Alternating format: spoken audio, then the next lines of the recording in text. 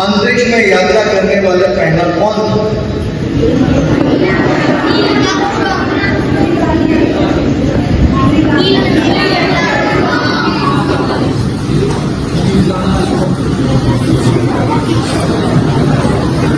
मुझे तो लगता है हनुमान जी थे। मुझे तो लगता है हनुमान जी थे, क्योंकि हम अभी भी अपने आप को अभी तक ही देख रहे हैं। हम अपने हजारों वर्ष पुरानी परंपरा, ज्ञान, संस्कृति, जब तक हमें उसका ज्ञान नहीं होगा तो जो अंग्रेजों ने दिखाया हम वहीं तक सीमित होकर रह जाएंगे। तो मेरा फिर अनुरोध प्रिंसिपल महोदय से और आपके अध्यापकों से इतना ही रहेगा, टेक्स्ट बुक से बाहर निकल के जो हमारे वेद हैं, हमारी परंपराएं हैं, हमारा ज्ञान है, उस दिशा की ओर के अगर हम मिलकर देखें तो शायद बहुत कुछ देखने को मिलेगा। तो सुना आपने अनुराग ठाकुर जी ने क्या बताया। ये जो वीडियो क्लिप है ये अभी नेशनल स्पेस डे पर, जो हिमाचल में एक पीएम श्री स्कूल है जहां युवा बहुत ही छोटे बच्चे जो हैं, आपने देखा इस वीडियो में, आप देख ही रहे हैं, उन बच्चों को संबोधित करने के लिए अनुराग ठाकुर जी को मुख्य अतिथि के तौर पर बुलाया था, जहां उन्होंने बच्चों से पूछा कि पहले अंतरिक्ष यात्री कौन थे, और बच्चों ने, जैसा पॉपुलर परसेप्शन में है, बता दिया नील आर्मस्ट्रॉन्ग, जो कि दरअसल चांद पर पैर रखने वाले पहले यात्री हैं या पहले व्यक्ति हैं। मतलब सही उत्तर तो इसका ये था ही नहीं नील आर्मस्ट्रॉन्ग, सही उत्तर तो इसका है यूरी गैगरिन, जो कि सोवियत संघ के ऐसे पहले आप उसे अंतरिक्ष यात्री कह सकते हैं जिन्होंने पृथ्वी का चक्कर लगाया था, अंतरिक्ष में पहुंचे थे 1961 में। और उसके बाद 69 में पहले अमेरिकी जो ये नील आर्मस्ट्रॉन्ग थे, यात्री थे, जो चांद पर पहुंचे और उन्होंने पैर रखा।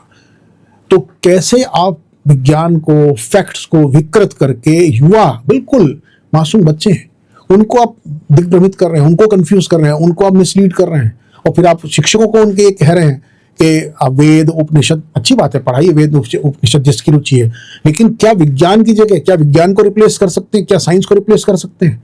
और मजाक बन रहा है, मखौल बन रहा है, पूरे सोशल मीडिया पे जो है भारी प्रतिक्रिया है, लोगों के बयानबाजी हो गई। तो क्या ये जानबूझकर किया गया हुआ है? और इन्होंने खुद ट्वीट किया, ये किसी और ने नहीं किया। तो आप बताना भी चाहते हैं, बताइए, आप सहमत हो इस बात से? वैचारिक लड़ाई अपनी जगह लड़िए, लेकिन क्या ये धर्म के नाम पर, विचारधारा के नाम पर विकसित राष्ट्र की ये कसौटी होगी, विकसित राष्ट्र की ये परिभाषा होगी कि आप बच्चों को ये पढ़ाएंगे, और वो भी दूसरों के?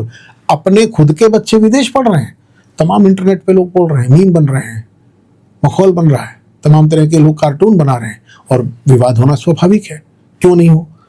इतना जिम्मेदार व्यक्ति जो कि 5वीं बार सांसद है, पूर्व मंत्री है, भारतीय जनता पार्टी का दबंग चेहरा है, विपक्ष पे हमले के लिए अपने बयानों से जो हर बार विवाद बनाते हों, जातियों को, समुदायों को जो भड़काते हों, उस तरह के आरोप भी हैं, केस मुकदमे भी चल रहे हैं, दिल्ली दंगों का बयान सबको मालूम ही है, इसीलिए अक्सर हर बार इनके बारे में बात यही कही जाती है, गोली मारो सालो। तो अब वहां से आप बच्चों को पेवस्त कर रहे हैं, उनके अंदर ये इंजेक्ट कर रहे हैं युवा माइंड्स को, और यही पूरी की पूरी ये जो पूरी सोच है कि इतिहास को, हर वैज्ञानिक दृष्टिकोण को बदल दो, जिसकी झलक आप पिछले 14 सालों में देख रहे हैं एनसीईआरटी की किताबों में किस तरह से किया जा रहा है। आए दिन, हर साल उसमें बदलाव किया जा रहा है। मुगल हिस्ट्री हटा दो, डार्विन तक के उस पर इनको आपत्ति है।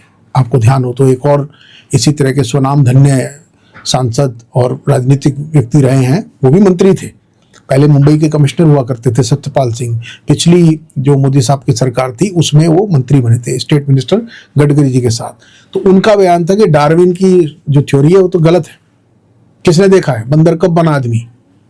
और उसके बाद ये बयान जब आया, उसके कुछ दिन बाद एनसीईआरटी के उसमें से डार्विन के उसको छांट दिया गया। पढ़िए आप, न्यूज़ मिनट एक अच्छा पोर्टल है, उसमें क्रिस और जो धन्या राजेंद्रन है उनका लंबा लेख है। उस लेख में पूरी सिलसिलेवार, अगर आपकी दिलचस्पी जानने में कि किस तरीके से इतिहास को, संदर्भों को कैसे पुनर्परिभाषित किया जा रहा है, दोबारा लिखा जा रहा है, कैसे उसको तोड़ा मरोड़ा, और किस तरीके से बच्चों के दिमाग में, हर मतलब पहली क्लास से लेके और 12वीं क्लास तक के बच्चों में किस तरीके से बदला जा रहा है। आपको चाहे औरंगजेब की बात हो, चाहे बाबर की बात हो, चाहे अकबर की बात हो, टीपू सुल्तान की बात हो, सबको उसमें से काट के छांट के कैसे निकाला जा रहा है। और उसमें से जब नाथूराम गोडसे का जिक्र होता है, महात्मा गांधी का जिक्र होता है, तो नाथूराम गोडसे का जो कनेक्शन था आरएसएस से या हिंदुत्व से, उसको छांट दो, उसको निकाल दो। बाबरी मस्जिद का विध्वंस हुआ तो उसको हल्के से चुपके से करके 3 गुंबद वाली मस्जिद, ताकि उसका संदर्भ निकाल दो।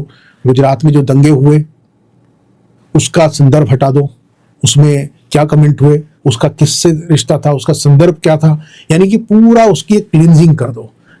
ये पूरा पढ़िए, पढ़ने लायक है ये, जिसमें आपको पूरी डिटेल मिलेगी। तो अनुराग ठाकुर के इस बयान पर काफ़ी तीव्र प्रतिक्रिया, जैसा कि स्वाभाविक है, आनी शुरू हो गई है। डीएमके की जो सांसद हैं कनिमोझी, उन्होंने कहा है, उन्होंने सख्त आपत्ति जताई है। उन्होंने कहा है कि साइंस माइथोलॉजी नहीं है। आप सहमत हैं इस बात से कि नहीं? भाई साइंस को आप अलग रखिए ना, उसको कैसे कर देंगे? और लोग इसीलिए बोल रहे हैं कि खुद के बच्चे तो पढ़ रहे हैं विदेश में, खुद के बच्चे तो पढ़ रहे हैं विदेश में, और ये जो बच्चे हैं जो जनता के हैं उनको आप ब्रेन वॉश कर दो, उनको प्रोग्राम कर दो, उनको आप ऐसी बात कह दो। अब आप मुझे बताइए कि ये जो स्कूल है जिसमें ये श्रीमान गए हैं अनुराग ठाकुर जी, सेल्फ स्टाइल्ड स्वयंभू पीएचडी इन स्पेस साइंस, जो ये बता रहे हैं बच्चों को कि पहले अंतरिक्षवादी हनुमान जी थे। अब इस पे आप कुछ बोलिए तो तुरंत आप पर सनातन विरोधी होने का आरोप लग जाएगा, तुरंत आप पर धर्म विरोधी होने का आरोप लग जाएगा। आप देखिए, आप हनुमान जी के ऊपर ये कह रहे हैं। अब ये बच्चे अगर कल लिखाएं एग्जाम के, उस पे एग्जाम में पूछा जाए कि अक्सर सामान्य ज्ञान का प्रश्न है कि कौन पहला अंतरिक्ष यात्री था, तो बजाय उसको करेक्ट करने के कि भाई नील आर्मस्ट्रॉन्ग नहीं है, यूरी गैगरिन है, उसकी जगह आप उन्हें बता रहे हो हनुमान जी, तो लिखाएं तो क्या नंबर मिलेंगे उनको? और अगर फेल हो गए या नंबर कट गए तो उसकी जिम्मेदारी किसकी होगी? ये सवाल पूछना वाजिब नहीं? बताइए हमें। मतलब इसमें आइडियोलॉजी अपनी जगह है, जिसको भी आरएसएस, भारतीय जनता पार्टी या जिस भी आइडियोलॉजी में यकीन है उसका पूरा हक है, लेकिन आप इतिहास को, विज्ञान को, हर उस पूरे उसको उनके व्यक्तित्व विकास के नाम पे उसको पूरी तरीके से जकड़ लो, पकड़ लो और उसमें इस तरह की मिलावट कर दो अपनी वैचारिक उसकी। ये कितनी वाजिब और कितनी इसको स्वीकार की जानी चाहिए, ये प्रश्न आज के इस दौर में बहुत ज़्यादा महत्वपूर्ण हो गया। अब इस पे राहुल गांधी बोले तो आप उन्हें कह दीजिए कि ये तो अपोजिशन है, इस पे कोई और बोले, अखिलेश यादव बोले, कोई दूसरा बोले, तो आप उसकी दूसरी चीज़ें बताने लग जाइए कि वो इमरजेंसी की बात करने लग जाइए, आप दूसरी पॉलिटिकल बात करने लग जाइए। ये तो उससे अलग मामला है ना। हम जिस विकसित भारत की बात कर रहे हैं, जिस युवा पीढ़ी की बात कर रहे हैं, क्या उसको इस तरह का ज्ञान हम देंगे ताकि वो पूरे जो ग्लोबल कॉन्टेक्स्ट है, उनकी एम्प्लॉयबिलिटी, उसमें कहाँ खड़े होंगे वो, किस तरह की कॉम्पिटिटिवनेस हम बढ़ाना चाहते हैं। और ये दोहरा चरित्र नहीं है। तो फिलहाल इस मुद्दे पर जैसा कि आप देख ही रहे हैं कि बहस होनी स्वाभाविक थी, स्वाभाविक है और होनी ही चाहिए। जो भी चिंतनशील व्यक्ति हैं उन्हें इस पर रिएक्ट करना ही चाहिए। आप इस मुद्दे पर क्या सोचते हैं, हमें अपनी राय से अवगत कराइएगा। क्या आपको भी लगता है कि आप अपने बच्चों को ऐसे किसी स्कूल में पढ़ाएंगे जहां इस तरह का उच्च ज्ञान दिया जाए जो अनुराग ठाकुर जी कहना चाह रहे हैं, या जो उनकी कोशिश है? क्या आप इसके पक्ष में हैं? अपनी राय हमें अपने कमेंट के जरिए जरूर दें। ये महत्वपूर्ण मुद्दा है। देश का संविधान, लोकतंत्र जिस चुनौती से इन दिनों गुजर रहा है, उसका इससे बहुत करीबी रिश्ता है और ऐसे में पब्लिक ओपिनियन बहुत मायने रखती है। वीडियोस अगर आपको पसंद आती हो तो चैनल को सब्सक्राइब करें, वीडियोस को लाइक करें, शेयर करें, लोगों तक पहुंचाएं। नमस्कार।